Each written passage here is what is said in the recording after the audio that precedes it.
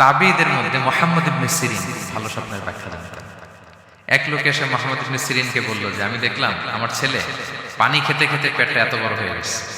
এই একই স্বপ্ন আরেকটা লোকে দেখল, দেখে এক মূর্খের কাছে জিজ্ঞেস করলো। সে বলল, সর্বনাশ, এত বড় পেট হয়ে গেছে, তোমার ছেলে তো মারা যাবে। ঠিকই কয়েকদিন পরে ছেলেটা মারা গেল।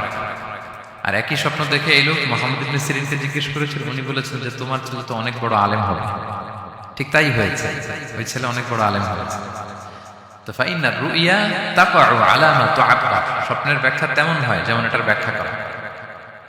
রাসূল সাল্লাল্লাহু আলাইহি ওয়াসাল্লাম একটা স্বপ্নে দেখলেন যে তিনি ওনাকে দুধ দেয়া হয়েছে, বাটিতে দুধ খাচ্ছেন, পরে আঙ্গুলের ফাঁক থেকে দুধ বেরোচ্ছে। এই সামান্য একটু দুধ রাসূল সাল্লাল্লাহু আলাইহি ওয়াসাল্লাম উমরে ফারুককে দিলেন। সাহাবারা বললেন, মাযা আউয়ালতা বিহি ইয়া রাসূলুল্লাহ, এটা তাওয়িল কি? তখন বললেন, আউয়ালতু বিহি আল ইলম, এটা দিয়ে আমি জ্ঞান বুঝিয়েছি। মানে উমরে ফারুকের আল্লাহ তাআলা অনেক জ্ঞান দিবেন। স্বপ্নে কেউ দুধ খাচ্ছেন, এটা আপনার জ্ঞানের প্রতীক। রাসূল সাল্লাল্লাহু আলাইহি ওয়াসাল্লাম স্বপ্নে দেখলেন লোকজন দাঁড়ানো, কারো গায়ের জামা এতটুকু, কারো এতটুকু, কারো হাঁটু পর্যন্ত, আর উমরে ফারুক জামা একেবারে টেনে হিঁচড়ে যাচ্ছে। তো সাহাবারা বললেন, মাযা আউয়ালতু বিহি ইয়া রাসূলুল্লাহ, এই স্বপ্নের তাওয়িল কি, ব্যাখ্যা কি?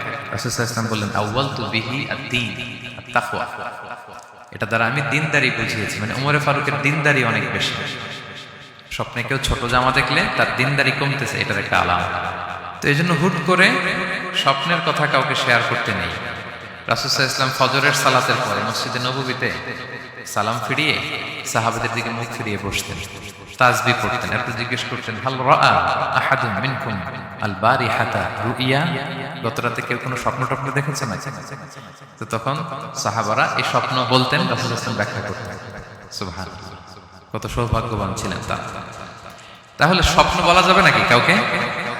খুবই শুভাকাঙ্ক্ষী, আপনার একেবারে ক্লোজ ফ্রেন্ড, তাকে বলতে পারবেন। আর অনেক বড় আলেম যিনি ভালো ব্যাখ্যা করতে পারবেন, আপনাকে গাইড করতে পারবেন, তাকে বলতে পারবেন। এছাড়া বলা যাবে না। আর খারাপ স্বপ্ন তো বলাই যাবে, আল্লাহ তাআলার কাছে পানা চাইতে হবে।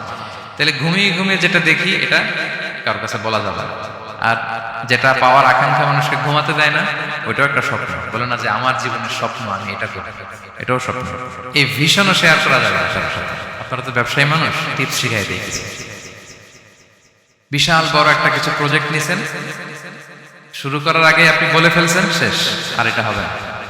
দেখবেন যে এখান থেকে কনস্পিরেসি, ওইখান থেকে শত্রুতা, ওইদিকে এটা করছে ওইটা করছে, আপনি আর আগাতেই পারবেন না। দুঃখজনক হলেও সত্য, আমরা বাংলাদেশিরা তো এগুলোতে অভ্যস্ত। সবার মধ্যে কম বেশি জেলাসি কাজ করে ন্যাচারালি, আমাদের বাংলাদেশিদের এটা আরো বেশি।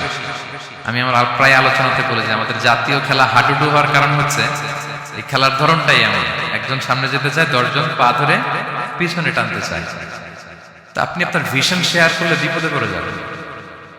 আপনি প্রপার হোমওয়ার্ক করবেন, গ্রাউন্ড ওয়ার্ক করবেন, কাউন্সিলিং করবেন, প্রজেক্ট দাঁড় করাবেন, লঞ্চিং প্রোগ্রামের দিন সবাইকে জানাবেন। সব রেডি, এবার আর কেউ কিছু করতে পারবে, এটা দাঁড়ায় গেছে, সব রেডি। লঞ্চিং জাস্ট একটা ফর্মালিটিস, তারপরে আমার কাজ শুরু হবে। কিন্তু আপনি আগেই যদি সবাইকে জানায় ফেলেন, হবে এটা? স্বপ্ন শেয়ার করতে নেই।